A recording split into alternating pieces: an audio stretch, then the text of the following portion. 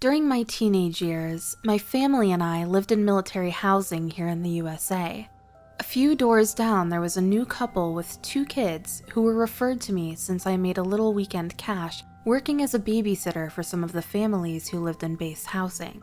Their house was pretty bare and undecorated since they had only been moved in there for like a week or so. When I arrived, their mom was showing me around the house with a 3-month-old baby in her arms, showing me where the baby's formula was kept, where I could get myself a bite to eat, and stuff like that. I had to admit that I was a little worried about that particular job. 3 months old was by far the youngest baby I'd ever sat for, and I'd be lying if I said I didn't think that mom was having similar thoughts. However, they were only going to go to their welcoming event for a couple of hours, and it was right there on base though, so not very far at all. I mean, what could possibly go wrong in such a short space of time? Well, something did go wrong, and it occurred at the very top of the staircase as her 3-year-old called her and she followed me down. A strap on the mom's flip-flops snapped off and she suffered a terrible fall, completely taking me out as she toppled hopelessly down at the bottom. And as she did, she ended up dropping the baby from her arms. Honestly, I'm not sure how it happened, as I'm not exactly famous amongst friends for my agility. Quite the opposite, in fact. But as I was being sacked to the ground, I reached up and just sort of snatched the baby out of the air, grabbing a hold of her onesie and holding her up high as we all hurtled to the bottom. I ended up with a black eye and some bruises where the mom essentially bowled me over. But, and I thank God whenever I think about this, the baby was luckily completely unscathed. Where's the mom? She ended up with an open fracture of one leg right above her knee and a pretty solid concussion, and the wounds looked horrendous. She was bleeding all over the new cream carpet, but she didn't act as if anything hurt at all though. She just kept saying, "Thank you, you saved my baby, God bless you," over and over again as the kid's dad called 911 and rushed an ambulance crew over to the house. They ended up paying me like $200 for a 4-hour gig that night, which in 1987 was practically a king's ransom, especially to a teenager like me. But I don't think my pulse slowed down for a week. I'm serious about that. Sometimes I think about catching that baby out of the air and I feel like I was going to have a panic attack. I pretty much stopped babysitting shortly after that because it freaked me out so much. Not just the event, but word got around that I was like some superhero with cat-like reflexes, when I'm pretty sure if that happened again, I couldn't grab that baby if I tried. I know that sounds crazy, but I probably just should have soaked up the praise and used it to make a ton more money. But it was all just way too much pressure for a young girl like me. This is a story that happened to me when I was around 24 years old. I recently moved to Boston for an internship to help prepare for my fields of study since I had just graduated from school. However, it wasn't a paid internship and the money I did make was for my disability insurance. This meant that I had to find a job to make an income. After days of searching for jobs, I finally found one as a part-time babysitter. I was good with children and figured babysitting wouldn't be bad for my first job. However, little did I know that those expectations were far from true. Ever since I moved, I babysat for a while now and have dealt with many different kids, but this kid takes the prize. I wouldn't disclose personal information about her, but we'll call her Rachel. Rachel was around 9 years old and was a small blonde girl who was obsessed with dolls. She basically liked any type of doll. Antique dolls, rag dolls, Barbie dolls, you name it. One time I babysat her for 2 days as her parents would be out of town. She was nice and wasn't very talkative and just mainly played with her dolls and tended to them. I would be staying in the guest bedroom and of course, there were dolls. I remember this one porcelain doll sitting on a chair beside the bed I'd be sleeping in. It was a very unnerving doll. The type where it felt like you were being watched whenever you moved. I thought nothing of it and just got ready for bed and made sure Rachel was asleep. It was around 11 p.m. and I had gotten ready for bed and went to sleep with ease. I'd say I slept for a good hour or so before waking up to the sound of something in the room. I woke up and took a look at the clock and saw that it was 1 a.m.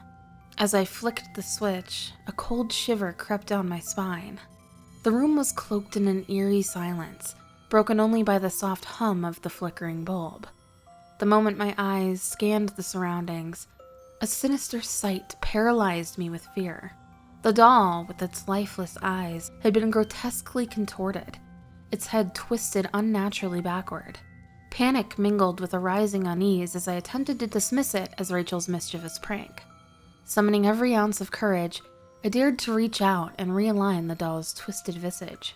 The doll's cold porcelain skin sent shivers racing up my arm as if it reveled in the touch of terror it invoked. A nauseating mixture of disbelief and terror gripped my trembling body as I walked into Rachel's room. However, Rachel seemed to be fast asleep and didn't seem like she had gotten out of bed. I shut her door and went back to my room, and the doll had now fallen off the chair. I didn't even dare touch it and just shut the door and slept on the couch. When morning came, I wasn't going to bother Rachel with questions about the doll, so I ignored them and waited for the parents to arrive. I got paid and left the house and refused to babysit for Rachel again. When they did call me, I simply declined and claimed that I had gotten another job. I haven't experienced anything paranormal like that again, and I've moved past it. This story has shocked me to my core ever since, and I've even developed a fear of dolls. Whenever I see one, I always walk away. When I was around 7 years old, my family and I moved into an old house. It was a really big house with 4 bedrooms, 6 bathrooms, 2 living rooms, and even a dumbwaiter. It was at least 80 years old and was in pretty good condition for a house that old. My parents both worked 12-hour shifts at a hospital and would oftentimes have to get a sitter for me. My current babysitter, who I looked up to dearly, had moved away over 2,000 miles to another state to start her career in law. Needless to say, I wasn't doing well because of it. She had been with us for over 6 years and even considered her as family. Anyway, with her now gone, my parents had to look for a new babysitter. We lived in a small town where there weren't many sitters, meaning there was a better chance for them to have low reviews. Thankfully, we'd found one who lived within walking distance that had 4-star reviews, which wasn't bad, but still convenient. Her name was Sandra, and she seemed really nice. She was 24, attending college, and was apparently really good with kids. We played games together. She'd help me with my homework, watch TV, etc. My parents got along well with her, and as the weeks went by with her as my new babysitter, I started to see her a lot like my previous one. Well, all of this was great for both my parents and me. Something happened during a visit that would change my whole perspective of her. It was a Friday night and my parents were on a weekend trip to the Bahamas for their anniversary, and I was with Sandra. She had bought me some pizza and sat down with me to watch SpongeBob to keep me company. We watched for about an hour or so before she tells me to get ready for bed. Now, I was never the rebellious type of kid, so I complied and went up to bed to go to sleep. I fell asleep almost instantly and probably slept for a good 2 hours or so when I woke up to a steady banging noise. It was pretty loud, especially from my room, and it kind of sounded like someone hitting a hammer against a wooden door. I turned on my light and quietly tiptoed down the stairs to the living room where the noise was coming from. I descended into the living room where the light was on, and what I saw next will forever stay with me. Sandra had been facing the back door while forcefully hitting her head on it. On the floor was a small puddle of blood that was coming from her nose, as well as blood dripping down the floor. Being only 7, I tried to process what I was seeing, but I was just simply petrified. I let out a loud scream across the house and got on the house phone to dial 911. I spoke with the operator and tried my best to describe what it was that I was seeing. All the while, I'm screaming at Sandra to please stop, but she didn't seem to care or acknowledge me. I'm still on the phone with the police, giving them my address and asking them to please come as soon as possible. The officers heard the banging in the background and arrived in minutes, with 3 officers restraining Sandra. She tried to resist no matter what, leaving one of the officers with no choice but to tase her. They called for an ambulance, and one of the officers called my parents, letting them know the situation. That night, my aunt came to stay with me in the house until my parents got back. As for Sandra, she had been rushed to the hospital, where she regained consciousness and suffered from severe injuries. According to my parents, Sandra doesn't remember any of it or what had happened.